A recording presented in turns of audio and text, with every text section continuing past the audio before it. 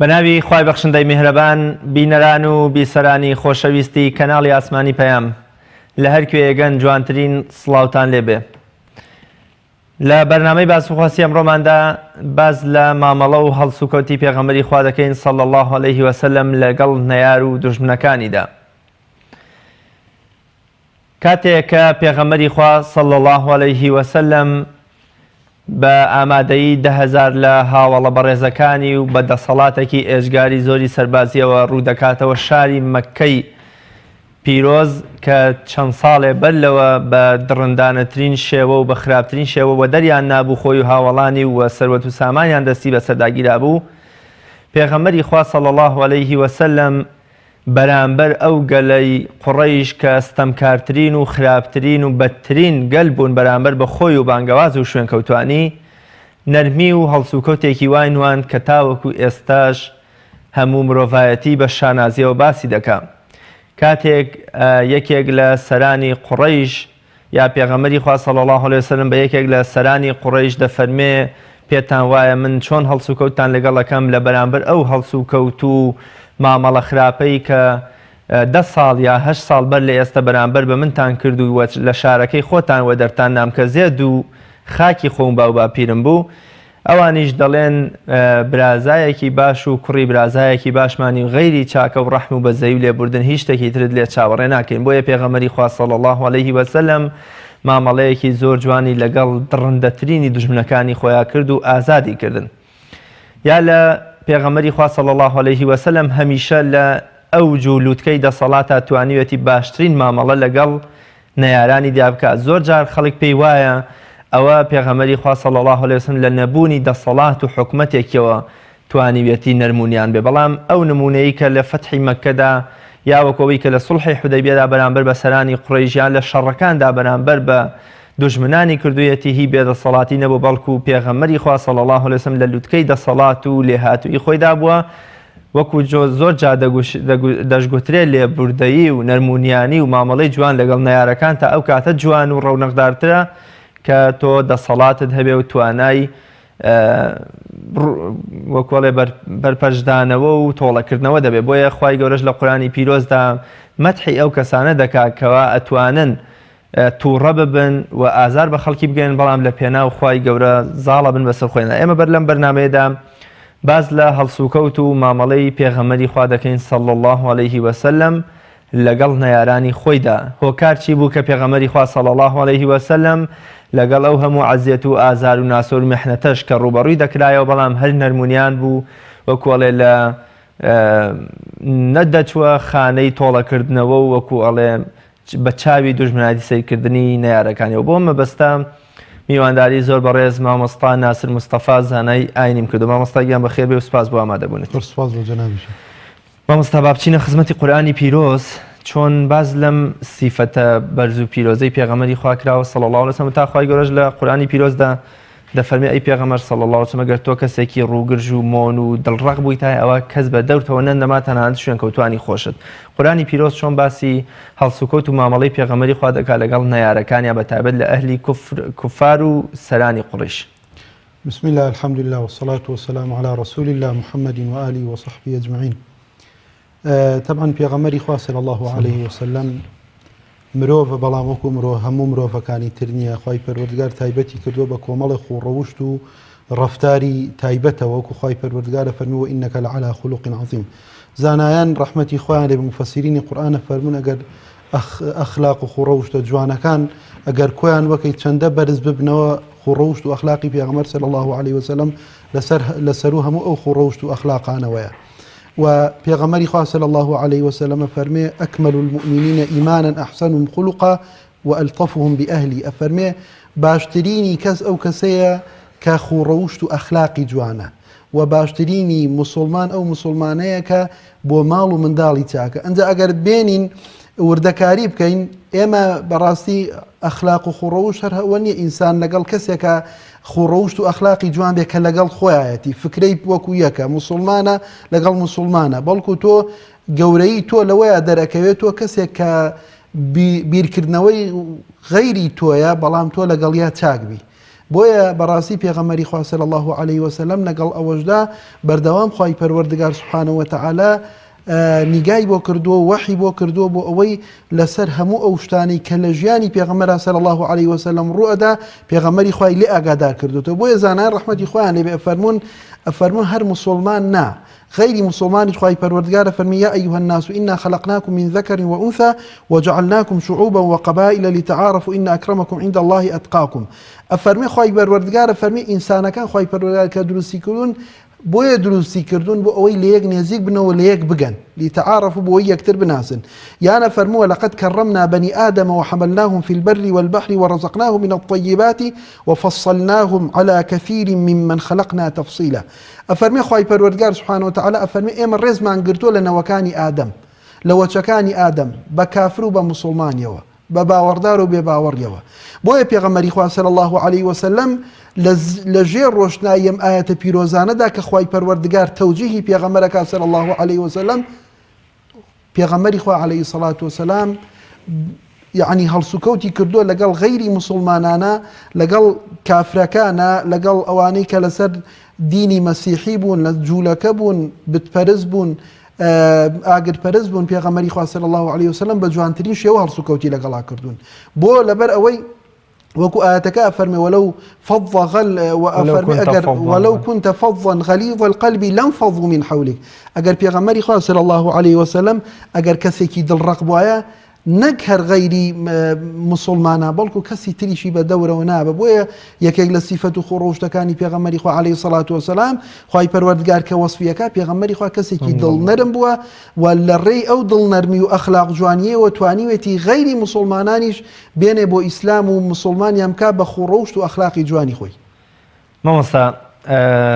وەکو لە پێشەکەش ئاماژەم پێکرد خەڵکێک پێی وایە لە بێدەسەڵاتیەوە پێغەمبەری خوا صلی الله علیه وسلم وەکوڵێ بە جۆرێ لە جۆرەکان گفتوگۆی کردووە و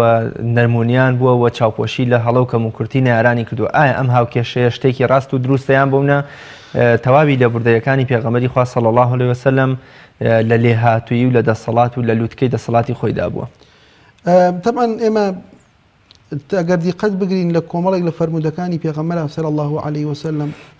ئەوەمان بۆ بازەکە پێغەمبەری خوا صلی الله علیه وسلم ئەفەرمێ لە یەکێک لە جەنگەکانە لە شەڕەکانە کۆمەڵێک کەسیان گرتبوو بەدیل لە شوێنێکا دایان نابوون کاتێک کە پێغەمبەر صلی الله علیه وسلم بەلایەنە ڕۆی بانگی پێغەمبەریان کرد صلی الله علیه وسلم کتیان ئەی محەممەد پێغەمبەر صلی الله علیه وسلم ئاوڕی لێدایە و کوتی چیتانەوێ گوتیان ئێمە برسین تێرمانکە تونین تێر ئاومانکە. پێغەمبەری خوا عليه الصلاة والسلام فەرمێ فأمر له رسول الله صلى الله عليه وسلم بقضاء حاجته. ئەم فەرمودەی ئیمامی موسلیم گێڕایەتەوە. ئەفەرمێ پێغەمبەری خوا عليه الصلاة والسلام فەرمانی کرد بە سەحابەکانی تێریان بکەن لە خواردن و تێریشیان بکەن لە ئاو. بۆیە پێغەمبەری خوا صلی الله عليه وسلم لە قیمەی دەسەڵات و لە قیمەی بەتواناییە سۆز و میهرەبانی و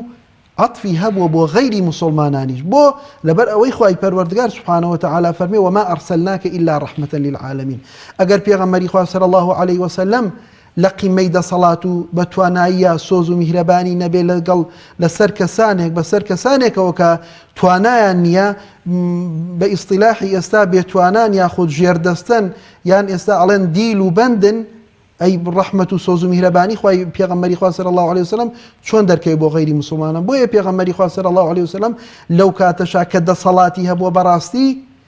سۆز و میهرەبانی هەبووە وەکو ئەوەی کە بۆمان ئەجێڕنەوە فەرموو پێغەمبەری خوا صلی الله علیه وسلم لەگەڵ کۆمەڵێک لە سەحابەکانە لە جەنگێک لە جەنگەکانە ئەگەڕایەوە بۆ مەدینە ئەفەرمێ دارستانێکی چڕیان بینی سەحابەکان پێغەمبەر صلی الله علیه وسلم فەرمووی با ئێمە ئیستراحەتێ بکەین. فەرمی سەحابەکان گەڕان تەماشایان کرد دارێک کە سێبەری زۆرە بۆ پێغەمبەریان دۆزیەوە و ئیترە فەرمی ئەو سەحابەی کە حەرەسیش بوون ئەو چەند سەحابەیە فەرمی خەویان لێکەوت. دوایی کە خەویان لێکەوت ئەفەرمێ کەسێک دیارە متابعەی کردوون کەسێکی بێباوەڕ ئەفەرمێ بە دوا پێغەمبەر ئەگەڕا صلی الله علیه وسلم پێغەمبەری خوا شیرەکەی خۆی بە دارەکەەوە هەڵواسی بوو ئەفەرمێ شمشێرەکەی لێ کردەوە بانگی کرد و فەرمووی کابرا گوتی ئەی محەممەد کوێ ڕزگارت دەکا لە دەستم. ئەڵێ کە پێغەمبەری خوا صلی الله علیه وسلم خەبەری بووەوە تەماشای ئەم کابرایی کە شمشێرەکەی پێغەمبەری بەدەستەوەی و لێی هەڵکێشاوە ئەفەرمێ پێغەمبەری خوا صلی الله علیه وسلم فەرمووی خوا الله من لە دەستی تۆ ڕزگارەکە ئەفەرمێ کابرا بەویستی خوای پەروەردگار شمشێرەکەی لە دەست بەر بوو پێغەمبەری خوا صلی الله علیه وسلم شمشێرەکەی گرت و فەرمووی ئەی چێستا تۆ لە دەستی من ڕزگارەکە ئەڵێ کابرا کەوتە پاڕانەوە لاڵانەوە دوایی کە قسەی لەگەڵاکە پێغەمبەری خوا صلی الله علیه وسلم کوتی بۆ تۆ بۆچی هاتووی کوتی بەس بۆ کوشتنی تۆ هاتووم کوتی نیەتت نەبوو هیچ کەسێکی لە هاوڵەکانی من کوچی کابرا کوتی نەخێر پێغەمبەری خوا عەلەیهی سەڵات وسەلام فەرمووی ئەمە من مافێکی خۆمە لەبەرەوەی بەس بۆ کوشتنی من هاتووی من ئێستا تۆ ئازاد دەکەم بۆیە پێغەمبەری خوا صلی الله علیه وسلم کە ڕەحمەت و سۆز و میهرەبانی خوای پەروەردگار بە ڕەحمەت و سۆز و میهرەبانی باسیەکە بەڕاستی لە قیمەی دەسەڵاتە لە چڵۆپەی دەسەڵاتە پێغەمبەری خوا صلی الله علیه وسلم لەبەر خاتری خۆی تۆڵە و سزای لە هیچ کەسێک نەسەندوێتەوە بەڵکو توانیوێتی ئەوە بە عەمەلی بچەسپێنێ لە ژیانی خۆیدا کە کەسێکە پێغەمبەری خوا عەلەیهی سەڵات وسەلام زۆر بە سۆز و میهرەبانە بۆیە ئەڵێم کابرایە ماوەیەک ڕۆی پێغەمبەری خوا صلی الله علیه وسەلم داوای لێکە موسڵمان بێ ڕۆیشت و دوایی گەڕایەوە ئیمانی هێنا بۆ لەبەر ئەوەی ئەم پیاوە ئاوا بەو شێوەیە پێغەمبەری خوا عەلەیهی سەڵات وسەلام بە سۆز و میهرەبان بۆ لەگەڵیدا. زۆر باش مامۆستا مەهاتما غاندی ڕزگارکەری گەلی هیندستان لە ژێردەستەی بەریتانیا ئەڵێ ئەوەی کە خەڵکی خستە دوای محەممەد صلی الله عليه وسلم و ئەوەی کە محەممەدی خۆشەویست کرد لە نێو خەڵکیدا شمشێر و شەڕ و کوشتاری نەبوو بەڵکو ئەو ڕەوشت و ئەخلاقە بەرز و نەرمونیانی و جوان هەڵسو کۆتەی بوو لەگەڵ نەیارانی و لەگەڵ شێردەستەکانیە ئەم هەڵسوکە و جوانکردنەی پێغەمبەری خوا صلی الله عليه وسلم لەگەڵ نەیارەکانیە لە کاتی شەڕەکاندا لە کاتێکا کە توانای دەسەڵات و تۆڵەکردنەوەی هەبووە چ ڕۆڵێکی هەبووە لە بانگەوازکردنی بۆ ئاینی پیرۆزی ئیسلام واتە ئەم جوان هەڵسوکۆتەی پێغەمبەری خوا صلی الله عليه وسلم چۆن توانیوێتی خەڵکێکی زۆرتر بەرەو ئیسلام بهێنێ بەبێ گومان ئێمە خوای پەروەردگار سبحانه وتعالى ڕۆ کاتە پێغەمبەر صلی الله عليه وسلم فەرمی ولا تزال تطلع على خائنة منهم إلا قليلا منهم فاعف عنهم واصفح إن الله يحب المحسنين خوای پەروەردگارە فەرمێ ئەوانەی کە دژی تۆیان ناوێ بەردەوام ئەیانەوێ خیانەت لێ بکەن ئەیانەوێ دژت بوەستنەوە بەڵام خوای پەروەردگار ڕۆ کاتە پێغەمبەر عەلەیهی سەڵات وسەلام فەرمێ فاعف عنهم واصفح ئەفەرمێ تۆ لێیان ببوورە و لێبوردەیی هەڵبژێرە و سۆز و میهرەبانی هەبێ بەرامبەر ئەوانە بۆ خوای پەروەردگار چاکەکارانی خۆشەوێ بۆیە پێغەمبەری خوا عەلەیهی سەڵات وسەلام ئەو قسەی غاندی بەڕاستی ئێمەی موسڵمان ئەبێ زۆر یعنی بە گەورە تەماشایکەین بۆ لەبەر ئەوەی ئەو کابرایە کە توانیوێتی وڵاتەکەی خۆی لەژێر دەستی مستەعمەری بەریتانی ڕزگارکە بەو شێوەیە تەوجیهی خەڵکەکەی کردووە دانیشتوانی وڵاتەکەی کردووە کە ئەڵێ ئێمە ئەتوانین بە خوڕەوشت و ئەخلاقی جوان چۆن محەممەد کۆمەڵێک ئێستا گەر دیقەت بگرین لە 7 ملیار کەس لەسەر جیهانە کە ئەژێن ملیارێک و ئەوەندە موسڵمانە بۆ لەبەر زوڵم و زۆری و بە زۆری نەبوو خەڵکە موسڵمان بۆ بەڵکو بەهۆی ئەخلاق و خوڕەوشتی جوانەوە بۆیە ئەو کابرایش ئەو شایدەی بۆ پێغەمبەرەدا عەلەیهی سەڵات وسەلام ئەفەرمێ پێغەمبەر صلی الله علیه وسلم محەممەد توانیوێتی بە خوڕەوشت و ئەخلاقی جوان خەڵک کەسب بکە خەڵک موسڵمانکە نەوەک بە زۆر بۆ لەبەر ئەوەی خوای پەروەردگار سبحانه وتعالى أفرمي لا إكراه في الدين قد تبين الرشد من الغي فمن يكفر بالطاغوت ويؤمن بالله فقد استمسك بالعروة الوثقى خواي پروردگار توجيهي پیغمبر و اواني که شويني پیغمبرك صلى الله عليه وسلم أفرمي زوري كردن و توبزي كردن نيه لدين داريا إلا تو كسك بيني بزور دين داري كي بزور مسلماني كي پیغمبري خواه صلى الله عليه وسلم كاتي كوچي كربو مدينة جولاكشي تيابو مسيحي تيابو غيري اواني تيابو لباتي ويك پیغمبر صلى الله عليه وسلم كاتي كچوب ومدينة اگر اوان كيشو مشاكل كان ابو لبيني خويانا بحكيمي ولزاني خوي پیغمبري خو صلى الله عليه وسلم كيشي لمدينة نيج لبيني جولكو مسيحي وكافركاني شا بو لبر اوي خوي پروردگار سبحانه وتعالى وصفي پیغمبري كدوا كرحمة للعالمين بو يا پیغمبري خو عليه الصلاة والسلام بو خروج واخلاق جواناني توانيوتي زۆرترین خەڵک ڕاکێشێ بۆ شوێنکەوتنی خۆی بەڕاستی و ئەوەی کە پێغەمبەری خوا صلی الله عليه وسلم بە ئەخلاقی جوان و خوڕەوشتی جوان توانیوێتی جێبەجێیکە و خەڵک ڕاکێشێ و شوێنی بکەون خەڵک ئێستا بە زۆریش و بە پارەش ئەوەی بۆ ناکرێ بەڕاستی. زۆر باش مامۆستا بۆچی لەگەڵ ئەو تەعامل و هەڵسوکەوتە جوانەی پێغەمبەری خوا صلی الله عليه وسلم کە کافرەکانیش و خەڵکی دەوروبەریشی ئەیانزانی کە غەڵەتێکی گەورەیان بەرامبەر بە پێغەمبەر کردووە بۆچی ئەوان لەگەڵ ئەو لێبوردەیی و ڕووخۆشی و دەمبەخەندەیی پێغەمبەری خوا صلی الله عليه وسلم کە دوای تاوانەکەش بەرامبەر بە ئەهلی کوفر تەنانەت ڕووی خۆشی گرژ ناکرد بۆچی ئەوان هەر بەردەوام بوون لەو مامەڵە خراپەیان لەگەڵ پێغەمبەری خوا واتە بۆچی خراپەواتە چاکەی پێغەمبەری خۆیان صلی الله علیه و سلم بە خراپەی خۆیان وەڵامەدایەوە. طبعا یەکێک لەو شتانە نەضری کوڕی حارث کە یەکێک بووە لە سەرکردەی یەکێک بۆ لەو کەسانی کە زۆرترین دەسەڵاتیە بۆ لەو سەردەمەدا و بێباوەڕیش بۆ ئەڵێ ڕۆژێک لە دارونەدوایە هەموو سەرکردەکانی قوڕیشی کۆ کردەوە ئەم پیاوەی کە هاتووە محەممەد ئێمە لەوانەیە کە زۆرێک لە ئێمە بڵێن شێتە زۆرێک لە ئێمە بڵێن کاهینە زۆرێک بڵێن لە ئێمە فاڵچیە ساحیرە بەڵام هیچێک لەم شتانە نیە ئەم کەسە لە کەسێکی ڕاستە بۆ لەبەر ئەوەی ئێمە لە پێش ئەوەشدا کە ئیدعایی پێغەمبەرایەتی بکە هیچ درۆیەکمان لێ نەبینیوە بۆیە پێغەمبەری خوا عەلەیهی سەڵات وسەلام نەیارەکانی لە سەردەمی خۆیدا بەو شێوەیە شایەدی ڕازگۆیی و چاکەی و ئەخلاق جوانیان بۆ داوە بەڵام ئەوەی کە جەناب دەفەرمی بۆچی ئەوان هەردژایەتیان کردو تەبعی ئینسان وایە لەوانەیە زۆر کات لە بەخالەتا بوو بێ زۆر کات لە حەسوودیدا بوو بێ ئەمانە حەسوودیان بەو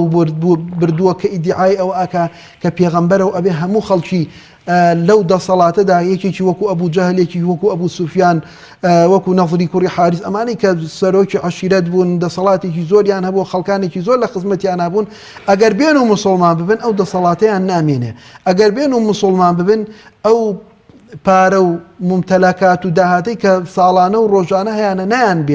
نایانمێنێ بۆیە بەشێک لەوەی کە دژایەتی پێغەمبەریان کردووە صلی الله علیه وسلم لە ڕووی حەسوودی و بەخالەت پێبردنەوە بۆ بە پێغەمبەری خوا صلی الله علیه وسلم ئەجینا پێغەمبەری لە دوا ئەوەی کە پێغەمبەر صلی الله علیه وسلم کە فەتحی مەکەی کرد هەمومان ئەوە لە سیرەیە بینیومانە کە ئەفەرمێ کەعبەی پیرۆز پڕ بوو لە خەڵکی قوڕەیش ویان زانی هەموو ئەو خەڵکەی لە کەعبەی پیرۆزدایە پێغەمبەری خوا صلی الله علیه وسلم تۆڵەیان لێ ئەسەنێتەوە لەبەر ئەوەی ئەمانە ڕۆژانێک خراپەیان کردووە و ئازاری پێغەمبەر صلی الله علیه وسلم یارەکانی پێغەمبەر و هاوڵانی پێغەمبەریان داوە بۆیە پێغەمبەری خوا صلی الله علیه وسلم کاتێک کە چووە کەعبەی پیرۆزەوە فەرمووی بڕۆن و ئێوە هەمووتان ئازادن یان فەرمووی هەر کەسێک بچێتە کەعبەوە ئازادە هەر کەسێک بچێتە ماڵی ئەبوو سوفیانەوە ئەوە ئازادە کۆمەڵێ لەم شتانە بۆ لەبەر ئەوەی پێغەمبەری خوا عەلەیهی سەڵات وسەلام ویستی ئەوەی نەبووە تۆڵە لە خەڵک بکاتەوە لە ڕۆژانێکە کە ئەمان دەسەڵاتیان هەبوو پێغەمبەری خوا صلی الله علیه وسلم بێدەسەڵات بووە بۆ لەبەر ئەوەی پێغەمبەری خوا صلی الله علیه وسلم ئەگەر وا بووایە لەوانەیە کەسانێک لە ترسا مسلمان بوونایە بەڵام کاتێک کە دەسەڵاتیان پەیدا بکرایەوە بەڕاستی وازیان لە دینداری و مسلمانەتی بهێنایەوە. مامۆستا چ کاتێک ئەم تەعامل و هەڵسوکەوت و مامەڵە جوانەی پێغەمبەری خوا صلی الله علیه وسلم وەکوڵێ کۆتایی هاتووە و ئیدی گۆڕاوە بۆ تۆڵەکردنەوە ئەوە تا لە بەدردا یەکێک لە شاعرانی سەرانی قوڕەیش دەگیرێ دەڵێ ئەی محەممەد صلی الله علیه وسلم من چوار کچی بێناز و بێکەسم هەیە لەبەر خاتری ئەوان ئازادم کە بەوان و ئازادم کرد لە جەنگی ئوحود بەڵام پێغەمبەری خوا بەمەرجدایانێ دەفەرمێ بەڵام ئیدی دەست بە زمانە درێژەکە نەکەویتەوە دژایەتی کردن و ئازاردانی مسلمانان و پێغەمبەرەکەی کەچی بۆ منە لە جەنگی ئوحوددا دێتەوە بەردەستی مسلمانان هەمان ڕۆڵ و هەمان ئەرکی ڕابردووی خۆی دەگێڕێ و دەکەوێتەوە دژایەتی مسلمان جایش کە دەکەوێتەوە دەستیان زۆر کاڕژا لە پێغەمبەری خوا دەکا بەڵام پێغەمبەری خوا صلی الله علیه وسلم لی خۆش نابێت دەفەرمێ تەنانەت ئەو پەندە باوەش لە یا دەفەرمێ کە دەفەرمێ مسلمان دوو جار لە کونێکدا ناگەزرێ. بەڵێ طبعا ئەو تۆڵە سەنەوەی پێغەمبەری خوا صلی الله علیه وسلم لە کۆمەڵێک کات و ساتە تایبەت بووە لە بەوەی کە پێغەمبەری خوا صلی الله علیه وسلم تۆڵی سندوتەوە ئەو وێنە و نمونەی جەنابەت باسیەکەی طبعا ئەم کابرایە وعد و بەڵێنی دا بە پێغەمبەری خوا صلی الله علیه وسلم جارێکی تر نەچێتەوە جەنگ و شەڕێک کە شەڕ ڕوبەڕووی مسلمانان و پێغەمبەر بکات صلی الله علیه وسلم ئەم بۆ خۆی بەڵێنەکەی شکانەوە بۆیە پێغەمبەری خوا صلی الله علیه وسلم تۆڵەی لێ کاتەوە ئەگەر ئەم بۆ خۆی بەڵێنەکەی نەشکانایە ئەگەر لە مەکەدا پێغەمبەری خوا صلی الله علیه وسلم بەسەر شاری مەکەیە بدایە و ئەم کابرایە لەوێ بوایە پێغەمبەری خوا صلی الله علیه وسلم تۆڵەی لێ نەیەکوش بەوەی کە بێ باوەڕی بۆ لەبەر ئەوەی ئێمە کۆمەڵی فەرموودەمان هەیە پێغەمبەری خوا صلی الله علیه وسلم فەرمێ نابێ ئێوە زوڵم لە کەسێ بکەن کە عهدی کردووە بە ئێوە ئەم کەسێک کە عهدی کردووە کە بەڵێنی داوە بە تۆ ئەگەر غەیری مسلمانی بێ بەڵام مسلمانێکی کافرێکی سالم بێ دەستی ئەمین بێ زبانی ئەمین بێ ئەمە پێغەمبەری خوا عەلەیهی سەڵات وسەلام فەرمێن نابێت تۆڵەی لێ بکەیتەوە هەر کەسێک زوڵم لە کەسێ بکا کە بێ باوەڕە و لەژێر دەسەڵاتی حکومەتی ئیسلامی هەیە پێغەمبەری خوا عەلەیهی سەڵات وسەلام فەرمێ فەئەنە حەجیجه یەومە القیامە ئەفەرمێ من لە ڕۆژی قیامەتە بەڕاستی داواکاری ئەبم داواکاری مەبێ بەسەر ئەم کەسەوە مادام ئەم کەسە ئامادە بووە مسلمانیش نییە بەڵام لەژێر دەسەڵات و حکمی ئیسلامی و قورئانە بژێ پێغەمبەری خوا عەلەیهی سەڵات وسەلام فەرمێ مادام ئەو کەسە زوڵمی لێ ئەکرێ من لە قیامەتە داواکار ئەبم بەسەر ئەو کەسەی کە زوڵمی لەم کەسە کردو. بۆیە ئەم کەسە کە هەڵ ئەستێ جارێک بەڵێن بە پێغەمبەری خوا ئەدا، جارێک بەڵێن بە موسڵمانان ئەدا کە بەڕاستی دژایەتیان نەکا، بەڵام کە دەرکەوە دژایەتی کردووە، ئازادیان کرد یاخود عەفویان کرد، بەڵام ئەم کەسە جارێکی تر هەستایەوە دژایەتی کردن، کەواتە جاری دووهەم ئەمە لە بەرامبەر گوناه و تاوانەکەی خۆیەتی لەوە نییە کە مسلمانان و پێغەمبەر صلی الله علیه وسلم زوڵم و ستەمیان لێ کردبێ. بۆ لەبەرەوە ئێمە قورئان خوای پەروەردگار پێغەمبەر و ئێمەش فێرەکە کە خۆمان بە ئومەتی و پێغەمبەرە ئەزاین صلی الله علیه وسلم خوای پەروەردگار فەرمێ لا ينهاكم الله عن الذين لم يقاتلوكم في الدين ولم يخرجوكم من دياركم أن تبروهم وتقسطوا إليهم إن الله يحب المقسطين. خوای پەروەردگار فەرمێ خوای گەورە ڕێگریتان ناکا، ڕێگریتان لێ ناکە لەوەی کە ئێوە چاکە بکەن لەگەڵ کەسانێکە ئەگەر بێ باوەڕیش بن، بەڵام شەڕتان لەگەڵا نەکەن، دژایەتیتان نەکەن، لەگەڵتان نەکەونەوە سەنگەرەوە، نەتان کوژن، ئەگەر ئێوە چاکەیان لەگەڵا بکەن بەڕاستی خوای پەروەردگار ڕێگریتان لێ ناکە، بەڵکو ئەفەرمێ ئین الله يحب المقسطين. خوای پەروەردگار ئەو کەسانەیە کە دادپەروەرن، مادام ئەم کەسە ئامادەیە لەگەڵ تۆدا بژێ زوڵم و ستەم لێ نەکا، حەق و مافەکانە پێشێل نەکا، تۆ چاکەی لەگەڵا بکە، بەڵکو بەهۆی ئەو ئەخلاق و خوڕەوشتە جوانەی تۆ مسلمان ببێ ئەم کەسە. زۆر باشە مامۆستا، بێگومان دەیان وێزگەمان هەیە لە وێزگە پڕبەرەکەتەکانی پێغەمبەری خوا صلی الله علیه وسلم. پیاوێکی وەکو ئیمامی عومەر ڕەزا و ڕەحمەتی خوای لێ بێ دەفەرمێ ئەی پێغەمبەری خوا صلی الله علیه وسلم ڕێگەم بدە بە لە ملی بدەم. ئەمە دەیان وێزگەی لە ژیانی ئیمامی عومەر و پێغەمبەری خوا داهەن صلی الله علیه وسلم. لام پێغەمبەری خوا صلی الله علیه وسلم میشە فەرموویەتی عومەر لێی گەڕێ لەبەر ئەم حاڵەتە و لەبەر ئەو حاڵەتە، چۆن پێغەمبەری خوا صلی الله علیه وسلم یاران و شوێنکەوتوانی خۆی وا پەروەردە کردووە کە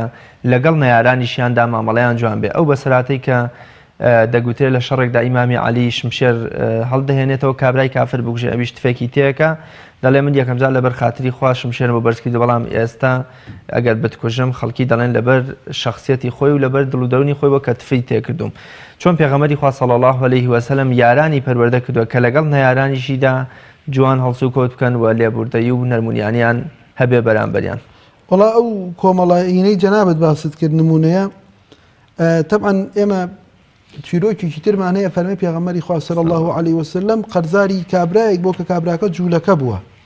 ئەم کابرایە ناوی زەیدی کوڕی سەعنە بووە. ئەفەرمێ هاتە خزمەت پێغەمبەری خوا صلی الله علیه وسلم، وتی ئەی پێغەمبەری خوا ئەڵێ جوبەکەی ڕاکێشا، جلەکانی پیرۆزی پێغەمبەری ڕاکێشا، کوتی حەقێکە لە لای منەوە بم دەرەوە. ئەڵێ دیارە ئەوەندە بە توندی جلەکانی پێغەمبەری ڕاکێشا صلی الله علیه وسلم،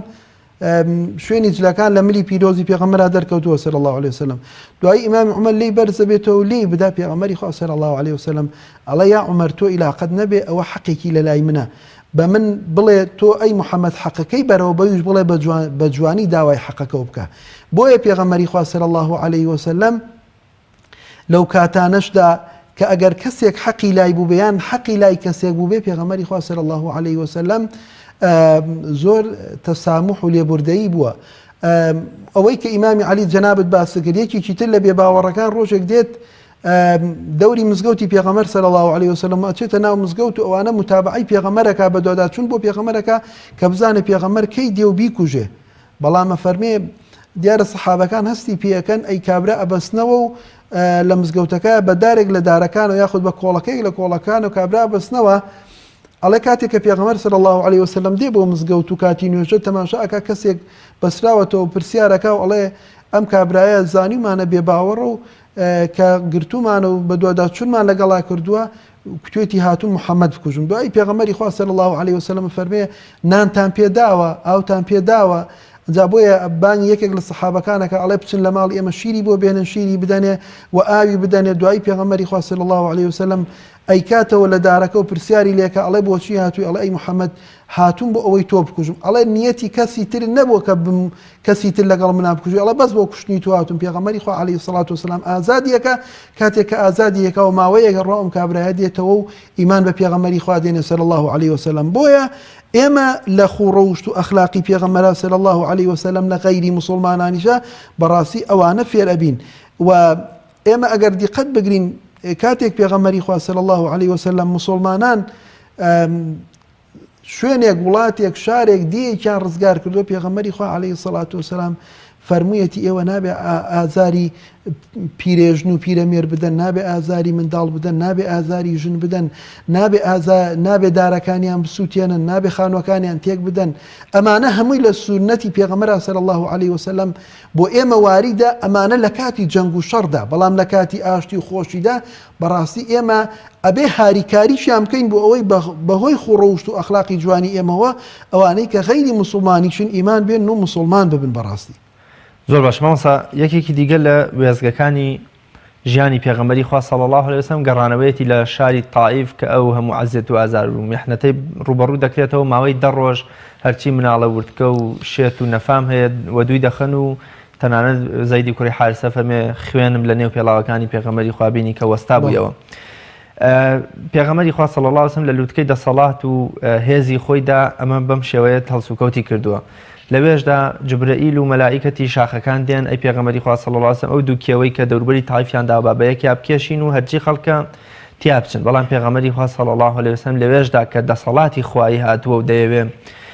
بەرامبەر بە بێنازی و ئازاری پێغەمبەرەکەی بێتە دەنگ و بێتە جواب، کەچی پێغەمبەری خوا صلی الله عليه وسلم لەوێشدا هەڵسوکەوتێکی وا دەنوێنێ کە تاوەکو ئێستەش مرۆڤایەتی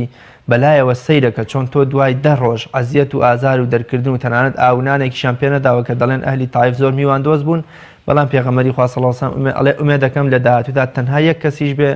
لەمان بێتە دەرەوە ئیمان بەخوا بهێنێ. بەڵێ طبعا ئەوە چیرۆکە بەو شێوەیە. ئەنجا پێغەمبەری خوا صلی الله عليه وسلم کاتێک کە جوبرەیل هاتوو قسەی لەگەڵ پێغەمبەرا کرد، گفتوگۆیان کرد، پێغەمبەر فەرمووی چی؟ اللهم اهدني القوم فإنهم لا يعلمون. خوای پەروەردگار قەومەکەم گەلەکەم هیدایەت بدە لەبەر ئەوەی وان نازانن. ئەگەر بزانن من چ خۆشیەک و خۆشگوزەرانیەکەم پێ بۆیان بەڕاستی ئازار و ئەشکەنجەم نادن، بەڵکو شوێنم ئەکەون و سەرمەخەن. بۆیە ئەڵێ کۆمەڵێک لە سەحابە پیرۆزەکانی پێغەمبەر صلی الله عليه وسلم، کۆمەڵێک لە سەحابە بەڕێزەکانی پێغەمبەر هاتنە خزمەت پێغەمبەر. دیارە لە یەکێک لە جەنگەکانە زۆر ناڕەحەت بووبن، گوتیان ئەی پێغەمبەری خوا عليه الصلاة والسلام بەڕاستی زۆر هیلاک بووین، زۆر ناڕەحەت بووین، دوعایان لێ بکە خوا لە ناویان بەرێ. پێغەمبەری خوا عليه الصلاة والسلام فەرمووی من نەهاتوم بەڕاستی بۆ ئەوەی دوعا و نزا و پاڕانەوەی ئەوە بکەم کە خەڵکی لە ناو بەرم، بەڵکو بۆیە هاتوم من ڕەحمەتەن للعالەمینم دوعاکەم خوای پەروەردگار هیدایەتیان بدە. لەو گەڵ ئەوەشدا کە یعنی یەقینیان هەبووە کە خوای پەروەردگار سبحانه وتعالى دوعاکانی پێغەمبەری خوا قبوڵەکە و پێغەمبەری خوا صلی الله عليه وسلم لە کاتی زۆرترین ناڕەحەتیە دوعای بۆ کەسانە کردووە کە ئازار و ئەشکەنجەی پێغەمبەریان داوە کە خوای پەروەردگار هیدایەتیان بدە. پێغەمبەری خوا عليه الصلاة والسلام لعنەتی لێ نەکردون، دوعای لێ نەکردون خوای گەورە لە ناویان بەڕێ، بەڵکو دوعای هیدایەتی بۆ کردون. ئێمەش لە پێغەمبەرەوە صلی الله عليه وسلم ئەوە فێرە بین، بەڵکو لە باتی دوعای شەڕ بکەین لە نارەکانمان لە ناحەزەکانمان، دوعای هیدایەتیان بۆ بکەین. بەڕاستی مامۆستا بۆ کاربەدەست و جێنشینەکانی خۆی لە دوای خۆیەوە بۆ بەرپرسی موسڵمانان فەرمودەیەکی هەیە دەفەرمێ بە گومانەکانتان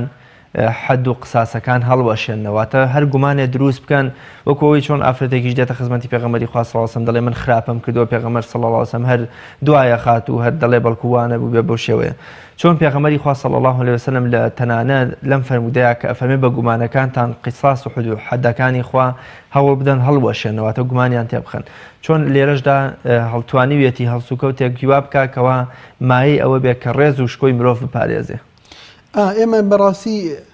هەر نەک خولەفاکان، نەک هەر ئیمامی عومەر و ئیمامی عوسمان و ئیمامی عەلی و ئیمامی ئەبوبەکر ڕەزا و ڕەحمەتی خوا لە هەمویان بێ، هەموو شوێنکەوتوانی ئەوەی کە خۆی بە شوێنکەوتەی ڕاستەقینەی پێغەمبەر زانێت صلی الله عليه وسلم ئەبێ لە هەموو کات و ساتەکانە، لە کاتی خۆشی و ناخۆشیدا، لە کاتی خۆشی و شەڕ و جەنگ و جیهاددا، ئەبێ ئێمە بە سیرە و ژیانی پێغەمبەری خوادا بچینەوە صلی الله عليه وسلم. ئەبێ هەموو جەمسەرەکانی ژیانی خۆمان، هەموو کایەکانی ژیانی خۆمان لە ژیانی پێغەمبەرەوە صلی الله عليه وسلم بەڕێ بکەین. پێغەمبەری خوا صلی الله عليه وسلم چۆن بووە لەگەڵ خەڵکی بێباوەڕدا، چۆن هەڵسوکەوتی کردو لە کاتی شوێنی یا بێ من و تۆی موسڵمانی جوابین. یعنی پێغەمبەری خوا صلی الله عليه وسلم ئەڵێ درع ئەوەی کە لەبەر ئەکرێ خۆیان پێپاراستووە لە تیر و ئەوانە، ئەڵێ پێغەمبەری خوا وەری گرتووە لە کابرای جوولەکە. یعنی ئێمە لەم هەڵسوکەوتەی پێغەمبەرەوە صلی الله عليه وسلم ئەمە وەرئەگرین کە ئەتوانی ئینسانی موسڵمان ئەتوانێت معاملە بکە لەگەڵ غەیری ئینسانی موسڵمانە. یعنی هەموو جەمسەرەکانی ژیان بگرە. ئێمە وەکو موسڵمان ئەبێ هەموو کاتەکانی ژیانمان، هەموو جەمسەرەکانی ژیانمان، هەموو کایەکانی ژیانمان لە سنەت و سیرەتی پێغەمبەری خوا و لە ژیانی پێغەمبەری خوا صلی الله عليه وسلم بگرین چاو لە سنەتی پێغەمبەری خوا بکەین صلی الله عليه وسلم بۆ ئەوەی لە ژیانی خۆماندا هەر شتێکردمان لێی پەشیمان نەبینەوە. ئەو کەسانەی کە بە ڕێبازی پێغەمبەرە ئەڕۆن صلی الله عليه وسلم چاو لە خوڕەوشت و ئەخلاقی پێغەمبەرەکەن صلی الله عليه وسلم ژیانیان بەو شێوەیە بەڕێیەکەن نە لە دنیادا نە لە قیامەتە بەڕاستی پەشیمان نابنەوە. بەڵام ئەگەر خوا پەنامان بدە ئەگەر کەسێک بە هەوا و ئارەزوی خۆی شتێکی تر کرد شتێکی ئەنجامدا دوایی بۆی دەرئەکەوێت کە لە سنەت و ژیانی پێغەمبەردا ئەم کەسە هەڵەی کردووە بۆیە هەم لە دنیادا پەشیمان ئەبێتەوە خەجاڵە دەبێت و لە قیامەتیشا بە گوناهباری ئەچێتەوە بەرقاپی خوای پەروەردگار سوبحانەهو وتەعالا. بۆیە ئێمە وەکو موسڵمان سەحابە بەڕێزەکانی پێغەمبەری خوا ئەڵێ عەبدوڵای کوڕی عومەر ڕۆژێک بینیان لە وشترەکەی هاتە خوارێ و بە پێی پەتی بە شوێنەکان ڕۆی دوایی پرسیاریان لێ کە ئەوە چی بۆ کوتی پێغەمبەری خوام صلی الله عليه وسلم بینیوە لێرە بە پێی پەتی گەڕاوە ویستومە ئەم سنەتەی پێغەمبەری خوا صلی الله عليه وسلم جێبەجێ کەم و زیندوی کەمەوە. بۆیە سەحابە بەڕێزەکانی پێغەمبەر صلی الله عليه وسلم بەو شێوەیە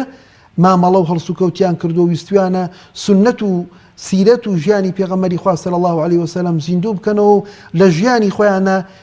لە واقعدا جێبەجێ بکەن. بۆیە من و تۆی مسلمانی ئەبێ مسلمانان بەو شێوەیە بن. بەڕاستی ئەمە هەر ئەوە نییە ئێمە بڵین پێغەمبەرمان خۆشەوێت صلی الله عليه وسلم بەڵام خوڕەوشتی پێغەمبەر و پێغەمبەر صلی الله عليه وسلم لە شوێنێک و ئێمە لە شوێنێکی تر بەڵکو ئەبێ ئێمە هەنگاو بە هەنگاو بە شوێنی ڕێبازی پێغەمبەر بڕۆین صلی الله عليه وسلم. صلی الله عليه وسلم مامۆستا لەگەڵ ئاینەکانی دیکەدا چۆن هەڵسوکەوتی کردووە یەکێک لە وێزگەگرنگەکانی ژیانی پێغەمبەری خوا صلی الله عليه وسلم ئەوەیە کە مەسیحیەکان گاورەکانی نەجران دێن و بەشێک لە مزگەوتیان لەگەڵا دابەژەکە یان بۆ نکاتە ئیمامی عومەر ڕەزا و ڕەحمەتی خوا لێبێ دەچێت بۆ ئەوەی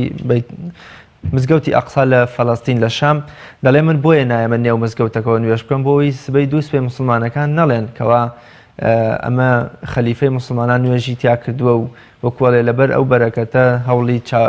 داگیرکردنی بدەن. چۆن پێغەمبەری خوا صلی الله عليه وسلم لەگەڵ ئاینەکانی دیکە بە تایبەت ئەهلی کتابدا توانیوێت هەڵسوکەوت بکات ڕێز لە ڕاوبۆچوون و پەرستشەکانیان بگرێ. ئێمە ئەگەر دیقەت بگرین خوای پەروەردگارە فەرمێ ڕوو ئەکاتە پێغەمبەرە فەرمێ ولا تسبوا الذين يدعون من دون الله فيسبوا الله عدوا بغير علم. یعنی خوای پەروەردگار ڕوو ئەکاتە پێغەمبەر و شوێنکەوتوانی پێغەمبەر صلی الله عليه وسلم ئێوە نابێ قسەی ناشرین بە بتەکانی بتپەرستەکان بڵێن بۆ لەبەر ئەوەی ئەوان گوێن بە خواکانی ئێوادن. ئەوجا خوای پەروەردگار ئەم ئەخلاقە فێری پێغەمبەر و مسلمانانە کە ئەوانەی کە شوێنی پێغەمبەرەکەون صلی الله عليه وسلم خوای پەروەردگارە فەرمێ گوێن بە خواکانیان مەدەن. تجای ئەوەی کە ئەم لەسەر ئاینی مەسیحی بوو بێ لەسەر ئاینی جوولەکە بوو بێ خوای پەروەردگار ئاگاداری پێغەمبەر کات و ئەوانەی کە بتیژە پەرستن تۆ جنۆ بە بتەکانیان مەیە قسەی ناشرین بە بتەکانیان مەڵێ بۆ لەبەر ئەوان جنۆ بە خواکەی تۆ ئەدەن سوبحانەهو وتەعالا.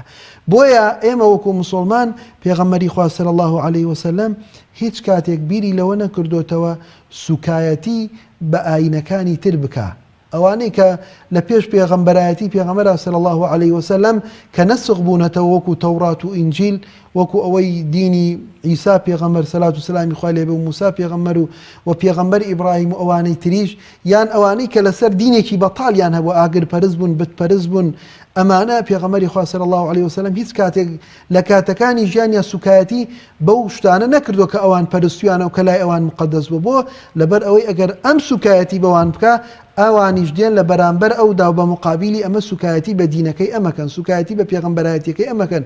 سوکایەتی بە قورئانەکە ئەکەن کە بۆ ئەم دابەزێ. بۆیە پێغەمبەری خوا صلی الله عليه وسلم لە هەموو کات و ساتەکانە ڕێزی لێگرتوون و بە ڕێز و تەقدیرەوە تەماشای کردوون. بۆیە ئەگەر دیقەتیش بگرین لە ژیانی پێغەمبەر صلی الله عليه وسلم کاتێک کە پێغەمبەر ئەچێ بۆ مەدینە جوولەکەکان کێشەیان هەیە هەر لە بینی خۆیاندا کە پێغەمبەرەکە ئەبێ بە حەکەم و ئەبێ بە ناوبژیوان لە بینیاندا ئەمان گوێ بۆ پێغەمبەرە گرن صلی الله عليه وسلم و ئەو سڵح و سەلاحەتێک کە پێغەمبەر بۆیان دائەنێ ئەو شتانێک کە پێغەمبەر بۆیان دائەنێ ئەمان بە گوێی پێغەمبەرەکەن صلی الله عليه وسلم و گوێڕایەڵی پێغەمبەرەکەن. بەڵام ئەگەر ئەم پێغەمبەر صلی الله عليه وسلم ئەگەر سوکایەتی بە دینەکەی ئەوان بکردایە بەڕاستی ئەمان نەک ئامادە نەبوون گوێی بۆ بگرن و بە قسەی بکەن و سڵح و سەلاحەتەکەی جێبەجێکەن بەڵکو ئەوان لە بەرامبەر ئەمەدا سوکایەتیان بە دینەکەی پێغەمبەرەکە صلی الله عليه وسلم سوکایەتیان بە خۆی ئەکرد. بۆیە پێغەمبەری خوا صلی الله عليه وسلم لە ڕووی ئەو خوڕەوشتەوە ئەو ئەخلاق و ئەدەبەوە کە خوای پەروەردگار فێری کردووە بە هیچ شێوەیەک لە هیچ کات و ساتێکی ژیانیدا سوکایەتی نەکردووە بە هیچ کەسێک لە بەرامبەری خۆی. زۆر باشە مامۆستا ئەم هەڵسوکەوت و سیفەت و ڕەوشتە بەرزەی پێغەمبەری خوا صلی الله عليه وسلم چۆن بگوازینەوە بۆ ژیانی ئێستامان، چۆن سوودی لێ ببینین، چۆن بکەینە مەشخەڵ و چرای دەستمان بۆ ژیانکردن لەگەڵ ئەوانی دیکەدا بەتایبەت ئەوانەی کە جیاوازن لەگەڵماندا. وڵا ئێمە مادام خۆمان بە شوێنکەوتەی ئەو پێغەمبەرە ئەزانین صلی الله عليه وسلم، چۆن پێغەمبەرە فەرمێ صلوا كما رأيتموني أصلي، نوێژ بکەن چۆن ئەبینن من نوێژەکەم، یان لە مەناسیکی حەجا ئەفەرمێ من چۆنم کرد ئێوەش ئەوە بکەن. لە هەموو جەمسەرەکانی ژیانیدا ئەم دوو فەرمودەی ئەبێ بێ بە چرای ڕووناکی بۆ ژیانی ئێمە، ئەبێ ئێمە لە هەموو کات و ساتەکانی ژیانماندا چاو لە ژیانی پێغەمبەر بکەین صلی الله عليه وسلم، و لە کات و ساتەکانی ژیانماندا بەڕاستی ئێمە ئەبێ سنەت و ژیانی پێغەمبەر صلی الله عليه وسلم بکەین بە چرایەک و بەدەستمانیەوە بگرین بۆ ئەوەی لە ژیانی دنیادا بەڕاستی لەگەڵ غەیری موسڵماندا بە خۆشترین شێوە و بە باشترین شێوە بژین، و لە قیامەتیشا لەم خوڕەوشت و ئەخلاقی کە نواندومانە لە کۆمەلگاکەی خۆماندا لە ژیانی خۆماندا لە قیامەتیشا لێی پەشیمان نابین، بۆ لەبەر ئەوەی سەرمان بەرزە کە ئەڵێین بە ڕێبازی پێغەمبەرا ڕۆیشتین صلی الله عليه وسلم، سنەتی پێغەمبەرمان زیندوو کردوتەوە. بۆیە ئەگەر دیقەت بگرین هەر کەسێک، ئیمامی عەلی قسەیەکی جوانی ئەڵێ ئەگەر دین بەڕەئی بوایە ئەو کەسەی کە خوف ئەکا لە باتی ئەوەی قاتی پشووە شتێکە وەکو گۆرەوی لە پێەکرێ و دەستی بەسەرایەندێ، ئەڵێ ئەگەر بە عەقڵ وایە ئەبوو بنی خوفەکە تۆ دەستی پیابێنی و پاچی بکەیتەوە، بۆ لەبەرەوەی تۆ لە سەری ڕۆیت و پیس دەبێ. بەڵام دین بەڕەئی نییە، بۆیە تەعاملکردن لەگەڵ خەڵکیشدا، مامەڵەکردن لەگەڵ خەڵکیشدا، هەڵسوکەوتن لە کۆمەلگادا لەگەڵ هەموو چین و توێژەکانی کۆمەلگادا، ئێمە وەکو موسڵمان ئەبێت چاو لە دینەکەمان بکەین و چاو لە پێشەواکەمان بکەین. پێغەمبەری خوا صلی الله عليه وسلم، پێغەمبەری خوا لە کۆمەلگەی مەدینەدا کاتێک کە دەوڵەتی دروستکەی چۆن بوو لەگەڵ غەیری موسڵمانانە، ئەبێ من و تۆش بەڕاستی وابین لە قیمەی دەسەڵاتە پێغەمبەری خوا صلی الله عليه وسلم کەسێکی نەکوشتووە. مامۆستا پێغەمبەری خوا صلی الله عليه وسلم لەگەڵ ئەبوو سوفیانێک دژمنی سەرسەختی پێغەمبەری خوا صلی الله عليه وسلم، لەگەڵ سەفوانی کوڕی ئومەیە، لەگەڵ سەرانی قوڕەیشا زۆر نەرمونیانانە هەڵسوکەوتی کردو. بۆچی ئێمە ئێستا لە نێو ئیسلامدا بوونە مەزهب لە دژی مەزهب، حیزب لە دژی حیزب، ئەم ڕێباز و ئەم ڕێچکە و تەریقەتە لەگەڵ تەریقەتێکی دیکە ئەگەر پێمان بکرێ و چەکمان لەدەست بواە ئەوەی کە پێغەمبەری خوا صلی الله علیه وسلم لەگەڵ ئەبوو سوفیان و عیکرەمە و لەگەڵ کێنەی کرد، ئێمە بەرامبەر بە براکەی خۆمان لە بوونە مەزهبەکەی دیکە لە حیزبەکەی دیکە یکەین. بۆچی ئەمە شوێنکەوتی پێغەمبەری خوانین صلی الله عليه وسلم بۆ ئەمە پێمان وایە ینی تەنها حیزبی ئێمە، مەزهبی ئێمە، ڕێگە و ڕێبازی ئێمە دروستتر و باشترە و ئەبێوانی تر وەکوڵێ پاکتاو بکرێن لە ناو ببرێن. وەڵا ئێمە ینی لە ڕووی ئەوەوە کە هەر خۆمان پێڕاست بێ و مقابلەکەمان پێ غەڵەت بێ، ئەمە شتێکی زۆر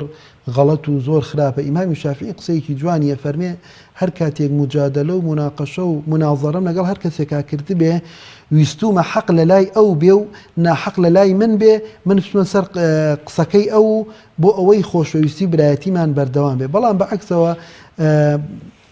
ئێمە ئێستا لەم کاتەدا ئەوەی کە لە هەر حیزبێکە، لە هەر گروپێکی ئیسلامیە، لە هەر تەریقەتێکە هەر خۆی پێڕاستە و خەڵکەکانی تری پێغەڵەتە، ئێمە ئەبینین لە ژیانی ئەو چوار مەزهەبەکەدا ئیمامی شافعی تەلەبەی ئیمامی مالیک بووە، ئیمامی ئەحمەد تەلەبەی ئیمامی شافعی بووە، یعنی هیچ کێشەیەک نەبووە. ئیمامی شافعی ئەچێ لە مزگەوتی ئیمامی ئەبوو حەنیفە نوێژەکە کە قونود لە واز لە قونود یانێ کە ئەڵێ سونەتیشە. بەڵام ئێمە لەبەر ئەوەی کاکە حیزبەکەی من ئەو شتەی کە ئەو ئەیکاپی غەڵەتە ئیتر من پیای دێمە خوارێ هیچ شتێک لە دینداری و مسلمانەتی و خواناسی ناخوێنەوە، هیچ شتێک ناخوێنمە کاکە ئەم کەسێکە دێ لە مزگەوت لە پەنا منە نوێژەکە ڕووە کاتە قیبلەکەی من وەکو ئەوەی من عیبادەت و تاعەت دەکەم، ئەویش عیبادەت و تاعەت دەکا. قەی چێکە بیرکردنەوەیکی ئەو جیاوازە، بیرکردنەوەیکی من جیاوازە، ئەو فەرمودەیەکی بەدەستەوەکە و کارە خێرا ئەکا، من فەرمودەیەکم بەدەستەوە بۆ من ئی خۆم پێ ڕاست بێ کە هەر حەدیسە بۆی ئەوم پێ غەڵەت بێ کە ئەویش فەرمودەیەکی بەدەستەوە، بۆ من بە قسەی مەذهبێ بکەم پێم ڕاستە بەڵام ئەو بە قسەی زانایك و مەذهبێ بکە ئەوەی ئەو غەڵەتە بۆیە ئەبێ ئێمە هەمومان بگەڕێینەوە بۆ تەسامح و لێبوردەیی کە پێغەمبەری خوا صلی الله عليه وسلم لەگەڵ غەیری موسڵمانە ئەوەندە تەسامح و لێبوردەیی هەبووە ئێمە لە بینی خۆماندا ئەبێ زیاتر و زیاتر بۆ پێغەمبەری خوا صلی الله عليه وسلم فەرمی لا يؤمن أحدكم حتى يحب لأخيه ما يحب لنفسه ئیمانی هیچ کەسێک لە ئێوە تەواو نییە ئەوەی کە بۆ خۆتان پێتان خۆشە بۆ برا موسڵمانەکەشتان پێتان خۆش دەبێت ئەجا بزانە ئێمە واین پێغەمبەری خوا صلی الله عليه وسلم بەو شێوەیە وەسیەت و ئامۆژگاری بۆ سەحابەکانی کردو بۆ ئێمەی ئومەتی کردووە بەڵام ئێمە ئێستا لەم سەردەمەدا کە ئەژین من ئەڵێم هەر حیزبەکەی من ڕاستە تۆ ئەڵێ هەر حیزبەکەی تۆ ڕاستە ئەو ئەڵێ هەر بیرکردنەوەکەی من و مەذهبەکەی من ڕاستە ئەو قسەی من ئەیڵێم هەر ئەوەی من ڕاستە ئەوەی تر هەمووی غەڵەتە بەڕاستی ئەمە بۆتە مای ئەوەی ئێمە دوژمنکاریی گەورەی یەکەکەین لە بین یەکە بە ناوی ئیسلام و موسڵمانانەوە بە ناوی دینداریەوە کە خوا پێغەمبەری خوا صلی الله عليه وسلم لەو شتانە بەریئون مامۆستا بێگومان پێغەمبەری خوا صلی الله عليه وسلم لە کۆمەڵێ وێستگەی ژیانیدا زۆر بە ناچاری بە پێناخۆشبوون کۆمەڵێ شت ڕوویداوە بە تایبەت دوای ئەوەی کە جوولەکەکانی مەدینە پەیمانشکێنیەکەن و لەگەڵ مشریکین و ئەهلی قوڕەیش و حیزبەکانی تا دەستێکەڵەکەن بۆ کۆتایی هێنان بە دەسەڵاتی موسڵمانە و بۆ کبکردنەوەی شاری مەدینە و کوشتنی پێغەمبەرەکەی صلی الله عليه وسلم پێغەمبەری خوا صلی الله عليه وسلم ئیدی کە پەیمان شکا ناچارە بە شمشێر وەڵامی جوولەکە و سەرانیان بداتەوە و تەنانەت هێندە بەڕەحم و بە بەزەیش بووە ماوەی 15 ڕۆژی پێداوە فەرموویەتی شاری مەدینە چۆڵ بکەن لەبەرەوەی ئێوە پەیمانشکێن و پیس و نەگونجاون بۆ ئەم شارە ینی لە شەوێکی بێدەنگا لە کاتی خەوا نەیداوە بە سەریانە وەکو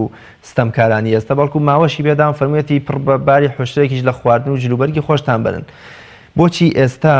زۆربەی زۆری موسڵمانان گروپە ئیسلامیەکان ئەوانی کە خۆیان بە جیهاد و شوێنکەوتی پێغەمبەری خوا صلی الله عليه وسلم ئەزانن تەنها ئەم سێ چوار وێستگەی پێغەمبەری خوا ئەبینن واتە کە هاتنە سەر حکمیان گرت بەر لەوەی ژیانێک بۆ خەڵک مسۆگەرکەن بەر لەوەی پەروەردەی خەڵک بکەن بەر لەوەی محیبەت و سۆزێ بە خەڵک بەخشن یەکسەر بۆ مناڵێ ملی ئەم بپەڕێنین و تۆڵە لەو بکەینەوە و حکمی خوا بەو شێوەیە و بەم شێوەیە بۆچی ئێمە ئەم هەموو لێبوردەی و سۆز و نەرمونیانی و بەخشینەی پێغەمبەری خوا نابینین تەنها سێ چوار وێستگەی ژیانی کە ئەویش لە ناچاریە و لە ئەنجامی پەیمانشکێنی جوولەکەکانەوە ئەنجامی داوە وڵا یەکشت ئێمە ئەوەی کە ئەیکەین ئەوەی کە خەڵک ئەیکا بە ناوی دینەوە ئەمڕۆ لە هەر شوێنێک لە جیهانە ئەکرێ و بە ناوی ئەوەی ئێستا کە تونند و تیژی پێڵەن یاخود تیرۆری پێڵن بەڕاستی ئیسلام بێبەریە لەو شتانە لەو خوڕەوشت و ئەخلاقانەی کە خەڵکی ئەمڕۆ ئەنجامی ئەدەن بە ناوی دین و دینداری موسڵمانەتی من یەک شت دەجێڕمەوە لە صحیح ئیمامی بوخاریە فەرمێ پێغەمبەری خوا عەلەیهی سەڵات وسەلام مناڵێکی بچکۆلە جوولەکەش بوو ئەڵێ خزمەتی پێغەمبەریەکە صلی الله عليه وسلم ئەڵێ ڕۆژێک دیار نەما پێغەمبەری خوا صلی الله عليه وسلم چوو لێی پرسی لە ماڵی باوک و دایکی ئەڵێ کوتیان وەڵا موسڵما نەخۆشە ئەڵێ پێغەمبەری خوا عەلەیهی سەڵات وسەلام چووە لای سەریەوە و مناڵەکە ڕوانی بۆ پێغەمبەری خوا صلی الله عليه وسلم داوای لێ کرد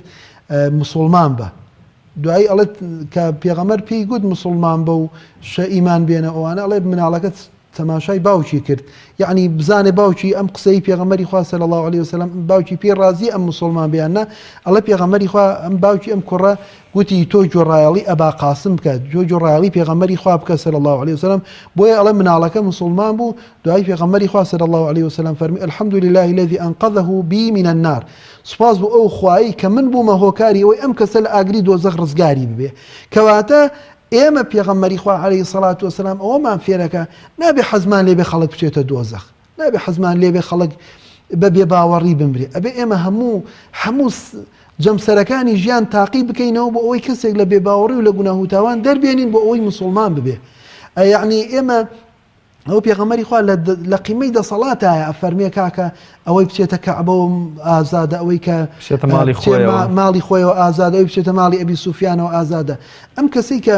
بە ناوی ئیسلامەوە دێ کۆمەڵی خەڵکە کوژێ بیر لەوە ئەکاتەوە کە تەقینەوەی بکات لە شوێنی قەڵەباڵغە و کۆمەڵی کەسە کوژێ و ئەڵێ کاکە هەر کەسە لەسەر نیەتی خۆی زیندووە کرێتەوە بەڵام وایە هەر کەسە لەسەر نیەتی خۆی زیندووە کردە بەڵام تۆ هاتووی ستەم و ستەمکاری ئەەکەی لەم خەڵکە بەبێ ئەوەی حەقێکی لەسەری بێ ئەیکوژی بۆیە ئیسلام کە هاتووە لەم شتانە هەمووی بێبەریە ئیسلام هاتووە ئێمە ئەبێ بەڕاستی هەوڵ بدەین خەڵک بەو شتانە نەترسێنین لە باتی ئەوەی کابرا بە ئەخلاق و خوڕەوشتی جوان ئێمە بێنین بەو ئەخلاق و خوڕەوشتە جوانی کە پێغەمبەر و سەحابەکان هەیان بۆ ئێمە ئەم کەسە موسڵمان بکەین هەوڵ ئەدەین بە توند و تیژی و ئەو شتانەی کە ناشیرد و ئینسان پێی ئەتۆقی ئێمە هەوڵ ئەدەین ئەو کەسانە بەو شتانە بتۆقێنین بەڵکو لە ئیسلام دووریان بخەینەوە وا بزانن ئیسلام دێوێکی دێوەزمەیەکە بچێتە هەر شوێنێک هەر وڵاتێک هەر شارێک هەر دێک خاپوریەکە و لە ناویە بە یعنی ئیسلام ئەوە نییە بڵێ ئەگەر من هەبم هەر منم و ئەگەر من نەبم هەر منم ئەوە نییە بەڕاستی ئیسلام ڕێیداوە وغەیری دینی ئیسلامیش هەبێ وغەیری موسڵمانیش هەبێ بۆ خوای پەروەردگارە فەرمێ بە پێغەمبەر صلی الله عليه وسلم وقل الحق من ربكم فمن شاء فليؤمن ومن شاء فليكفر تۆ بڵێ ئەی محەممەد صلی الله عليه وسلم حق لەلایەن خوای پەروەردگاری منەوەیە حق ئەوەیە کە خوای پەروەردگار پێی ڕازیە بەڵام فمن شاء فليؤمن ومن شاء فليكفر ئەوەی کە ئەوێ با مسلمان بێ ئەوەی کە ئەوێ با بێ باوەڕ بێ بەڵام ئەوەندە هەیە حق لەلایەن خوا و پێغەمبەری خواوەیە صلی الله عليه وسلم مامۆسایان کۆتا قسە و پەیامی بەڕێستان چییە؟ بەتایبەت کە ئێستا ئێمە لە یادی لەدایکبوونی پێغەمبەری خواداین صلی الله عليه وسلم چۆن ئەم مانگە بکەینە مانگی یەکتر خوێندنەوە یەکتر قبولکردن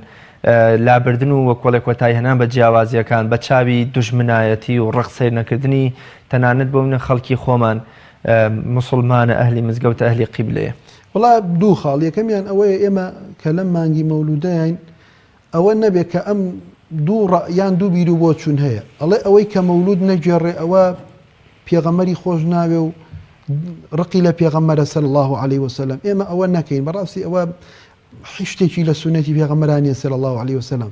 و ئەوەشیان ئەوەی کەشیان نەڵێن خاڵی دووەمیان ئەوەی کە مەولودەکە ئەهلی نارە و ئەهلی دۆزەخەوە ئەچێتە دۆزەخەوە بۆ لەبەر ئەوەی